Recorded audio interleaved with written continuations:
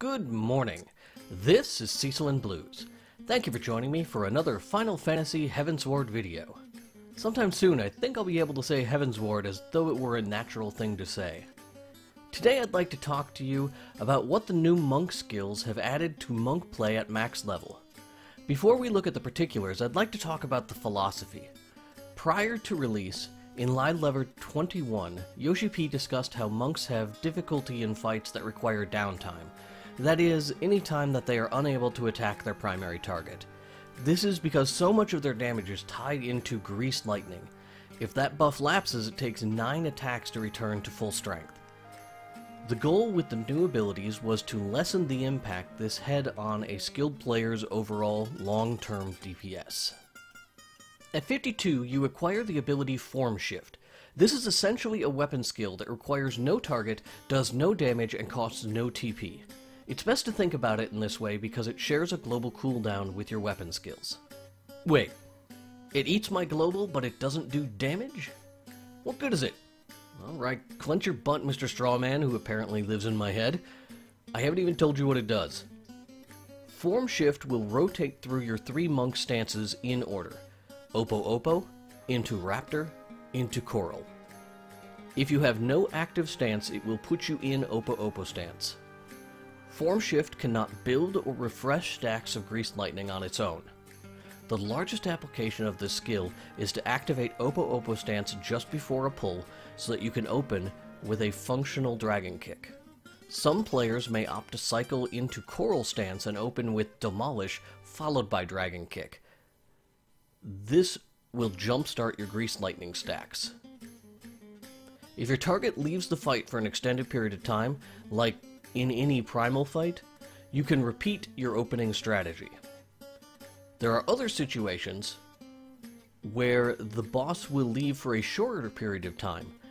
You may be able to use Form Shift in this downtime to ensure you are in Coral stance for when you are able to resume damage on the boss so that you don't lose your stacks of Grease Lightning. At 54, you learn Elixir Field, but let's just call it what it is. An orbital laser! This is an AoE centered on you. It requires no target and hits in a circle up to 5 yards away with a potency of 220. It's kind of a bland skill, but it has an awesome animation. It helps monks with their AoE potential quite a bit. It has a 30-second cooldown, so you usually can use it more than once in each fight. It's worth using on 2 or more targets. I usually hold off until I have 3 stacks of Grease Lightning, but that could be a DPS loss if it results in using the ability one less time during a fight. At 56, you will unlock Meditation and the Forbidden Chakra. These are 2 abilities in one. Meditation is the base ability, and much like Form Shift, it is not technically a weapon skill because it does not use TP, but it operates alongside your weapon skill global cooldown. This skill provides you with a stackable buff with no duration called Chakra. It stacks up to 5 times. It provides no statistical change to your character, but when it reaches 5 stacks, it unlocks Meditation's alternate skill, the Forbidden Chakra, which is a single target attack with a massive potency of 320. But since it takes 6 globals to execute, it's situational. Much like Form Shift, this is best used outside of combat. Between pulls, build up to 5 stacks of Chakra, then you are free to unload a Forbidden Chakra over the course of a fight. I try and wait until I have 3 stacks of Grease Lightning, and I may burn other DPS cooldowns prior to its use if they're available. But this skill can also be useful if you are fighting a boss that has long periods of invincibility, or even short periods where you have to move away to dodge an AoE, or transition between adds perhaps, and you can't execute an attack during a global. You can use that downtime to start building back up to 5 stacks of Chakra, and you may be able to execute a second or even a third Forbidden Chakra over the course of a fight. At 58, you pick up a companion ability for Meditation called Purification, which will restore 300 TP for the cost of your 5 stacks of Chakra. This ability is best used when... It's never best to use it. It has a 2-minute cooldown, just like the Lancer skill Invigorate. It restores less TP, and takes 6 globals to use.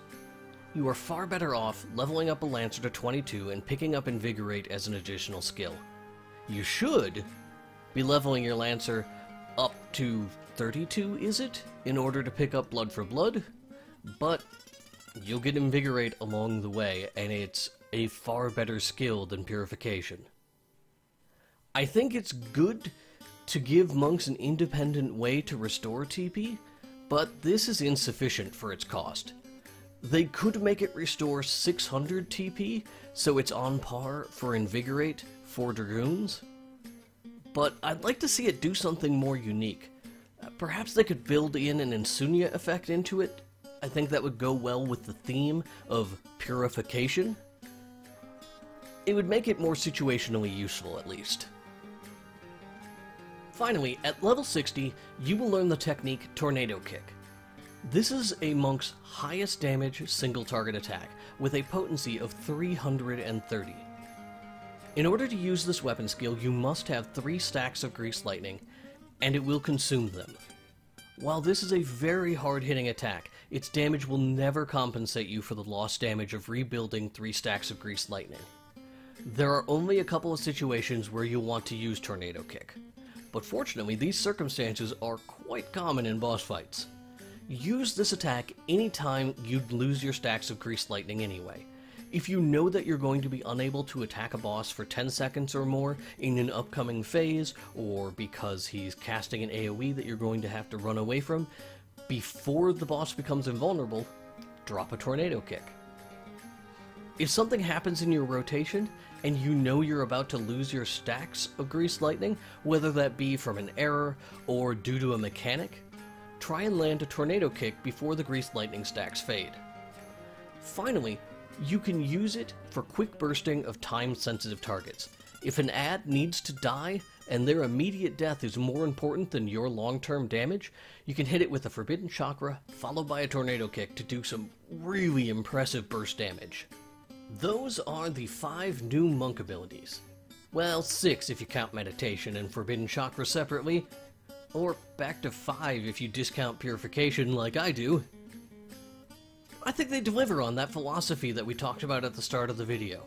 Compensating monks for the loss of Grease Lightning due to movement mechanics, and providing them with something to do during that downtime. From what I can tell, this highly raises the skill cap on monks. The damage an experienced player who is familiar with an encounter will be able to produce over an inexperienced player will be substantial. Experienced players will get off multiple Forbidden Chakras, keep their stacks of Grease Lightning more consistently, and more effectively use Tornado Kick with precision. I'd say I'm pretty pleased with the additions to monks in Heavensward. I don't say changes because I don't feel like they really changed it. I think they added new things to monks, and that kind of evolved our gameplay a little bit, but it didn't really change it fundamentally. What do you think? Do you think these new abilities are fun? Do you find them disappointing in some way? Go ahead and let me know in the comments. Thanks so much for tuning in. I'll be back with more Final Fantasy XIV related videos. I will be producing a features guide / review thingy, much like I did for 2.5. I'd also like to talk about the story in a separate video, where I can announce that there'll be spoilers right up front and you can watch it or you can't. But I'm not going to sneak it in the middle of a review or something like that. You can subscribe to the channel to be notified when new videos are posted. You can also follow me on Twitter at itsboats. Thanks again, and I hope you have a great day.